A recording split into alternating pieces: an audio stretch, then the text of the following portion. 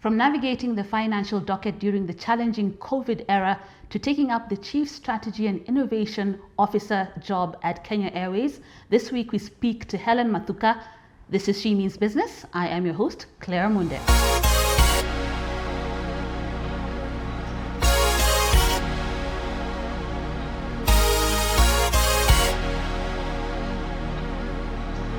Hi Hellen. Hello, how are you? I'm well, thanks. How are you? I'm fine, thank you. Welcome to She Means Business. Asante sana. Yes, so you were recently appointed the Chief Strategy and Innovation Officer at KQ, yes. But before that you were the Chief Finance Officer. Yes. Tell us what that journey has been. That was in September 2024, yes. And we're almost getting to a year now. What has that journey been like so far? So I moved into the role on the 1st of September 2024. I wouldn't call it a big transition because when you think about finance and strategy, they're actually tied to the hip, yeah? So, and the reason why we decided to have the role is to basically focus on the next phase of KQ. We were just coming off our 5-year plan, which was ending in 2024 and rolling out the next 5 years. The 5-year plan that we're coming off was basically the recovery and stabilization phase post-COVID, and now we're going towards the growth phase. And it is important at this point to be able to come up with a strategy and be able to back it up for purposes of ensuring that it's properly implemented, and in the event of any roadblocks or unforeseen circumstances, we are able to change course quickly. So that for me wasn't a major shift. What have I done, or how has it been? It has been quite interesting. In fact, I'm actually surprised it's coming to a year in a month's time. Time has really flown. There are a number of things, of course, we do from a strategic perspective, and some of the things, of course, is to ensure that we know where we are going, how is the market behaving, and what it is that we are going to push into market, or what the market is demanding, and ensure that we are able to adapt. The industry is very fast. Things are moving and changing on a fast in terms of customer behavior, client expectations, and of course we have to not only adapt but stay ahead of the curve. Yeah, that has kept me busy for the last 10 months. So when we think of strategy, it must have taken strategy to get you to where you are right now. So I'd like you to take us through the journey of your career. Before you came to your current role, what has your journey been like? Okay, I started out maybe starting from the point at which I joined not just the industry but the work environment straight from university. I started out in banking as a management trainee. I didn't stay for long. Then I moved into one of the big four as an auditor. And after about just 3 years of audit, I felt it's time to move to the actual industry where you're not just giving assurance, you're basically doing and seeing results, not coming after the fact and asking questions. So I put myself in a situation whereby I was job hunting. I wasn't very specific where I want to go. And so for me, joining the industry, it was more of not by design. I wasn't really looking to move into the industry. Interestingly, I actually thought I would go into banking because most of my clients were in the banking sector when I was an external auditor. So for me, naturally, I thought I would move into banking.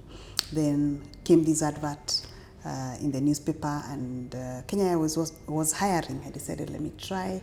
Came through the interview process. I enjoyed the process, and was onboarded. But at the interview, one of the interesting questions that I was asked is, where do you see yourself in the next 5 to 10 years? And I did not answer the 5 years. I told them in the next 10 years, within the next 10 years, I need to be the Group Finance Director of Kenya Airways. That was the title at that point in time. I didn't make it within the 10 years, but at least within 14 years, I was the CFO. Wow. Okay. So I set my eyes towards a certain target, which I achieved. So how did I get here? So I joined in as an internal auditor around, that was late 2003, and I've grown through the ranks within the audit function. That is from internal auditor to manager to being the head of audit.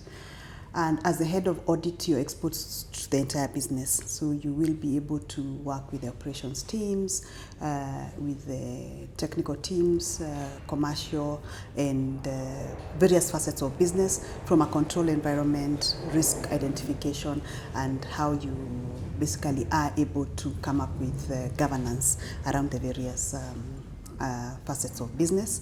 It also gave me the opportunity to sit on the board. By the time I was on the head of audit, I would sit on the, not the main board, but the committee, the audit and risk committee of the board.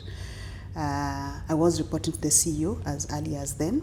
So in terms of leadership exposure, I was able to see and live within, or rather interact very closely with the leadership of the organization. So it started bolstening me up quite early. Then after my stint in audit, I moved into commercial as the head of pricing and revenue management, a position I held for 2 years. It was actually like moving from one end to the real deep end. And it was, you know, the way when you're in audit, it's always black and white. Yeah. So it is, you do this or it is not acceptable. When you come to pricing and revenue management, everything is gray and the parts are moving on a continuous basis. Is there a right or wrong answer? No, there is none. So you pick up as we go. So I did that for about 2 years. Then after that, I moved into finance as a head of treasury and corporate finance. Now back to the structures, back to, you know, it is again black and white. And it exposes now me to the cost element. Remember now from pricing, pricing and revenue management, it's more of the revenue arm of the business, because it determines how well you will, the quality of your revenue and the quantum, based on how you position yourself from a pricing and how you control your inventory. Then I go to the finance side, which is treasury, where you're managing your cash, and of course the cost elements of the business. So that is more the operational arm of finance. So you have quick transactions, so it's more transactional, and yeah, of course the element of strategy there is more working in collaboration with the business to come up with plans for the future. So for example, if you want to buy an aircraft or introduce an aircraft, you start planning now for like 10 years out. What kind of aircraft will you be flying? Where will you be flying to? And what does the market say? Because again, the lead time of getting aircraft is quite high. It's quite long. Yeah, then I did that job for just about a year and a half. Then I moved to the role of CFO. So yeah, that's a position I've held the longest, the CFO role. Okay. Yes. And now I'd like us to talk a little bit about some of the challenges. Tell us what has been one of those most difficult moments for you within your role. It could be just now, even though it's not a 1-year role, but the CFO time. You know, you talked about the steep learning curve in the pricing area and all that, but what has been the most challenging part of your roles? So I can give you from my CFO role, because basically that's where I spend most of the time. And anyway, a CFO role is quite challenging. So for me, the most challenging period is the day that the lockdown was announced during COVID, which basically meant that we had less than 24 hours to ensure that all our aircraft are back to base and basically shut down operations. So for an aircraft to be on ground, all you're doing is loss. It's basically you're counting losses on a continuous basis. So of course we sat as a team and had to come up with quick decisions on how to ensure that we preserve and conserve the airline and be ready to reopen at the point when the lockdown will be lifted. So for me, it was really the most challenging time, because that's the time you actually realize the most important thing for an airline is not even profits, it's cash. Cash, yeah. How do you conserve cash? How do you use cash for the right items at that point in time, knowing that you're generating much, much less than what you actually generate on a weekly basis? So for us, cash planning was very important for those months. That was from between March and mid-July. So everything we did, every decision that was made, the only indicator was cash. And so when we came through and we started flying, for me, that was a very victorious moment for me. And the sigh of relief for me, I always relieve it and feel very proud that we were able to come out of it successfully. And I'd also like you to talk to us about the time you were CFO during the time when KQ had that turnaround and got into profitability in 2024 for the first time in 10 years. Tell us a little bit about that era and what are some of the strategies that were put in place to make sure that that happened. So post-COVID, that is now in 2021, we developed what we called Project Kifaru 1.0. So what Project Kifaru 1.0 meant was more shrink to grow.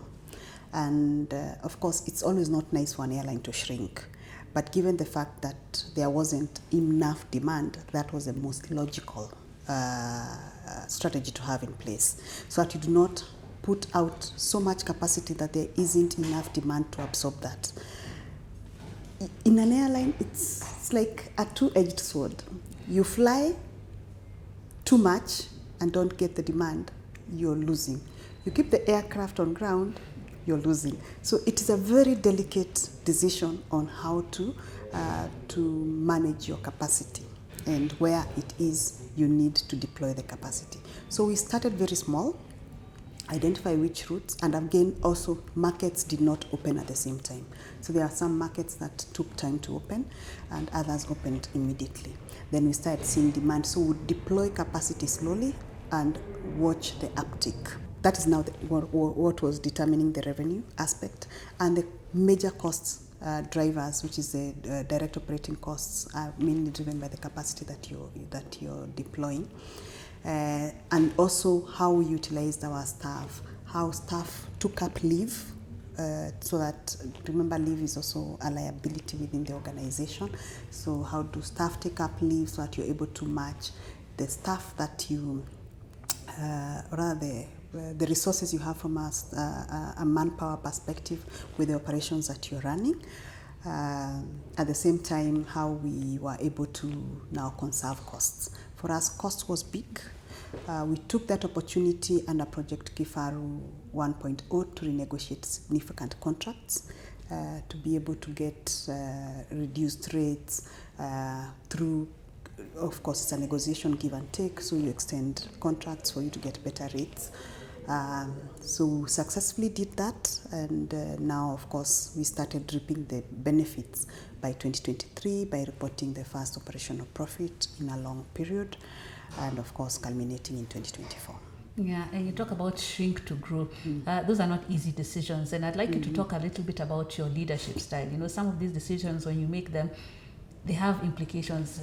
Employees may have different thoughts on these things, but what would you describe your leadership style as being? Of course, I try as much as possible not... Okay. My leadership style, to be honest, is more adaptive. So basically, I change based on the situation. So it's more situational. So for example, if it is a situation that requires me to make a decision, I'll be the one to make the decision. But where it is really not, it is not that urgent, it doesn't, it requires a bit of consultative, so I'll allow the teams to make consultations and then of course come up with the best decision so that they can own it and run with it. So it's more situational, so the situation dictates the kind of approach I'll take. And then one of the things as a leadership, because I'll not own this as if it's my own decision, one of the things we did, especially even during COVID, is to try as much as possible and reduce the pain to our employees. And we did, of course, let staff go, but one of the things we did promise was once the business picks up, of course, they'll be the first ones to be considered. And I can comfortably confirm that most of the employees who left did come back. Yeah. Okay. Okay, that's good. Now, I'd like you to talk a little bit about the 3 aircraft that are back in operation. Tell us a little bit about that and the thinking behind it. It was an engine matter, but just clarify on that. What has happened in the industry is that the 787s, most of them came into service around 2012, 2013, 2014, the first generation. And for engines, they have a certain life cycle within which they need to go to shop for an overhaul. And that means that because of COVID, a number of airlines, of course, were not utilizing their aircraft, so the cycles, the engines that you expected to go into shop earlier did not go into shop in good time. Then that means that all of a sudden, most of us find ourselves that, and as now demand comes up, so we fly more, and especially for us as Kenya Airways, we do utilize our aircraft very well in terms of the number of hours they are flying. So the cycles of most engines have come up at almost the same time. Then when it comes to capability in terms of overhaul, not many shops are offering the overhaul services. You end up with the engine manufacturer as the only certified shop for overhaul. And you have so many engines in the world. So at one point, I think there was a backlog of more than, 90 something. Anyway, let me not get the exact number, but there was a key backlog. An engine overhaul typically will take anything between 60 and up to 120 days. And what airlines will normally typically have is for a fleet of 10 aircraft, you might just have 2 spare engines. Remember, you're utilizing these aircraft at almost the same rate, and you might have taken delivery of 4 of them in a year. For us, with 9 aircraft, they came in 2020, 2014, and 2015. So they are all due for overhauls. So on average, one is going for 90 to 120 days. Then you have 2 spare engines. So what happens is that engines are not coming out of shop as quickly as you anticipate them to come out of shop. So we ended up having 3 aircraft on ground. Then at the same time, this is made complex by the fact that there are not enough engines to lease in the market. Because if it's a normal market, and you'd have expected to have a lot of engines available for purposes of leasing. So airlines would only release leased engines when their engines come back. So there has been a significant engine shortage, both for leasing and the fact that it's taking longer for the engine to be at shop. So we have received, for the aircraft, we've been able to receive our engines back. We've been able to put them back on wing, and capacity is growing, which for us is very important. Especially we had hoped to receive them beginning of July because that is summer, but they were a bit late because, again, at times you have no control of, especially transportation, because even once the engine is ready, remember it's a big item, even transporting that, and the conditions of transportation are very specific. So it took a bit longer. We had hoped to have it by the 1st of July. The engine came on the 19th. It was on wing yesterday night, and the aircraft is ready. The aircraft are ready and for flying. Okay. Now we're going to talk a little bit about your vision in terms of strategy, but I'd like you to speak a little bit about the recently launched GAT Recruit, what that means to KQ. Every year, or rather when you look at even our 5-year strategy, we normally have possibility in terms of what next. We are a network carrier. So a network carrier looks at, for example, our regional area is Africa. So how do we connect Africa to the world? Where are Africans flying to? And who is coming to Africa? And the big thing, of course, is for Africans is the trade and tourism. And we try as much, or we align our strategy to these significant elements, economic elements within the continent, and provide ease of connection through Nairobi. So London or rather Britain or the UK in general and Kenya, of course, there's historical ties. We have a lot of economic activity between the two countries. And when you look at our tourism numbers, UK ranks, I think, if I'm not wrong, it's either the third or the fourth in terms of a source market from a tourism perspective. We do not just serve Kenya as we don't just serve as a private company where we are looking at just the economies. We're also looking at how are we also contributing to the prosperity and of Kenya to start with, and of course Africa in general. So we look at the key indicators or the key economic indicators that the government is also pushing. So for us, tourism is a big thing. Of course, trade enabling transport of agri products between Kenya and the UK is also quite significant, and that is why for us UK naturally becomes a target market. So we have flights on a daily basis to Heathrow, so we are giving our passengers an alternative into London through Gatwick. That route is performing quite well. Again, the timing was also good in terms of when we launched the route. We launched it just at summer. So for long routes, we normally give them a long lead time. So we basically loaded the route into the system for booking last year. So people start booking early. So that gives you time to sell. So the loads are good. It's performing quite well. Okay, that's good. Now let's talk a little bit about strategy and your vision. Now, as the Chief Strategy and Innovation Officer, what is your vision now for KQ? We can talk about the 5 years. I don't know if you now have 5-year plan or the next however number of years. Yes, we have a 5-year plan.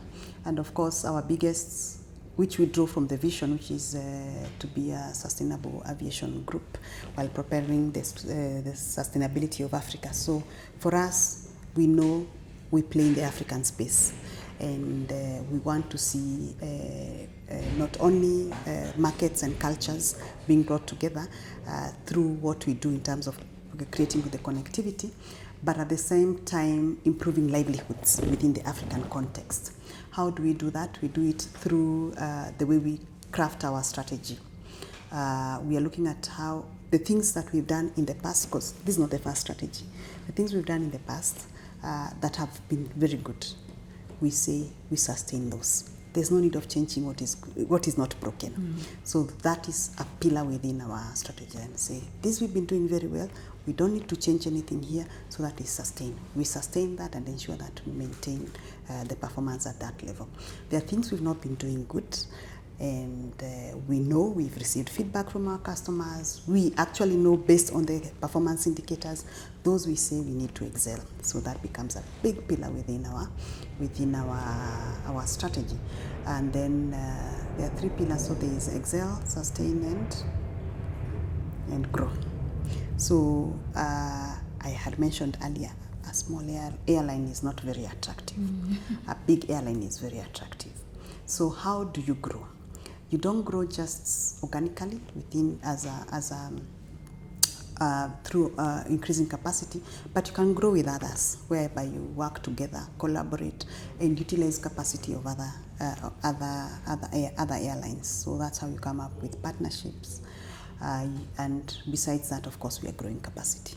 Okay. In the next 5 years, we expect to be a big airline. Okay.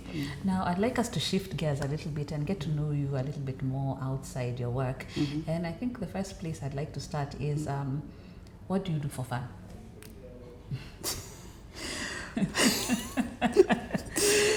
Okay, that's an interesting question. What do I do for fun?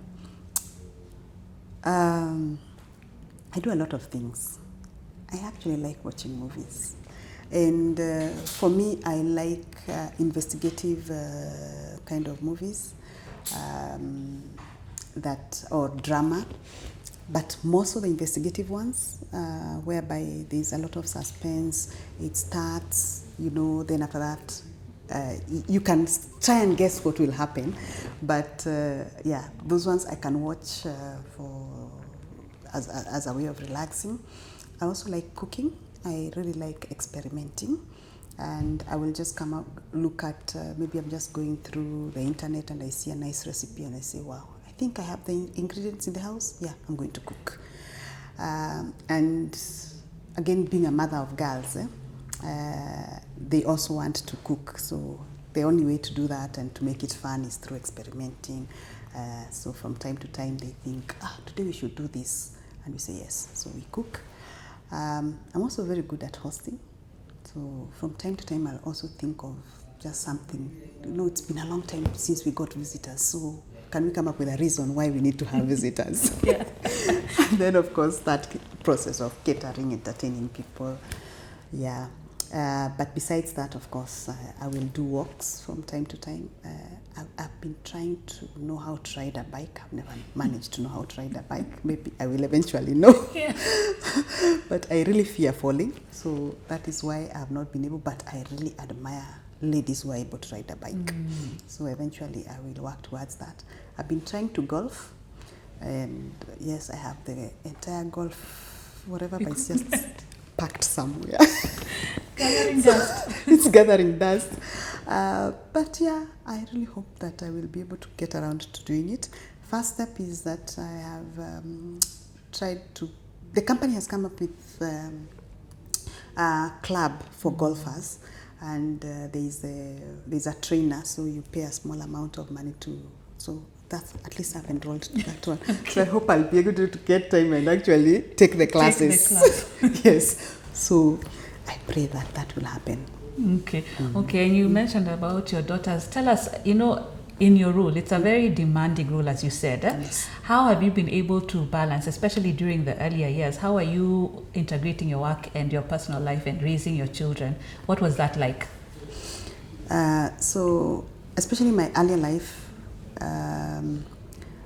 I think was lucky in the way I've spaced my kids. It wasn't by design, it just happened. So my kids have 6-year gaps. So I have 3 children with 6-year gaps. So by the time I'm starting, the other one at least has progressed. So for me, weekends, I try as much as possible to be at home unless I'm traveling. But I am always at home, and I wrap my activities around the children. So if we are traveling together. Most of the activities we'll do together. So it fills the void when I'm not there. Where possible, I will always be home early. And at least within the week, 2 days within the week, I have to be home by 6 in the evening, so that I'm also able to look at homework, I'm able to interact, and we go through the motion all the way to before bed. Where possible, by the time they're going to school, I'll still be around and see them off to school. Yeah, I think it has to be deliberate, and it was deliberate to ensure that at any one time I am able to have time for them. The other thing I've also implemented as they grew up is to have dates with each one of them.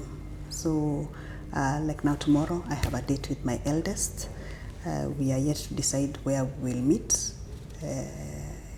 Then I will have a date with my son, and then a date with my youngest daughter. Yeah, so to be able to also know them as they change, because again, remember, they are also changing. How are their preferences changing?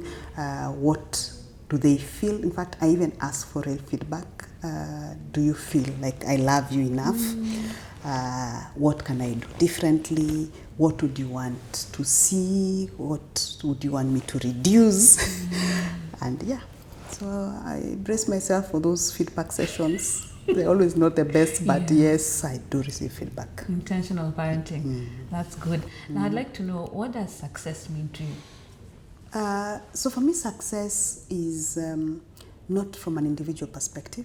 It's from the impact I leave, or the form of example I create for the ones that are coming up. So, for example, if it's for KQ, the prosperity of KQ for me is very important, because the generations that come need to find a very vibrant KQ, not only because of livelihoods for the ones who are employed here, but the impact that KQ has for the country and the continent. And I see myself making a big contribution towards its sustainability and its growth. For me, that gives me a lot of satisfaction.